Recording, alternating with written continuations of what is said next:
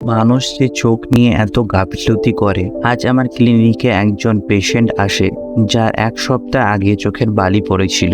বালি পড়ার 2 দিন পর পেশেন্টটা একজনের কাছে থেকে বালিটা বের করে নিয়ে আসে। বালি বের করে নিয়ে আসার 10 দিন পর পেশেন্টটা আমার কাছে এসে বলে, এখনো আমি চোখে ঝাপসা দেখছি। যেহেতু এতদিন হয়ে গেল তারপরেও উনি চোখে ঝাপসা দেখছেন, তো প্রথমে আমি ওনার কর্নিয়াটা দেখে নিলাম কোনো সমস্যা আছে কিনা, বা এখনো কোনো বালির দানা চোখের ভিতরে আছে কিনা। তো সিট ল্যাম্প দিয়ে ওনার কর্নিয়া চেক করে দেখলাম ওনার চোখের যে বালি দানাটা পড়েছিল তার দাগ এখনো কর্নিয়াতে আছে। তো সেই জন্য উনি এখনো ঝাপসা দেখছেন। তাছাড়াও ওনার চোখের পাওয়ারেরও সমস্যা ছিল, তাই আমি ওনাকে কিছু ড্রপ এবং একটা চশমা প্রেসক্রাইব করি। ড্রপগুলো ব্যবহার করে ওনার কর্নিয়ার দাগটা কতটা ঠিক হচ্ছে সেটা দেখার জন্য ওনাকে আমি 2 সপ্তাহ পর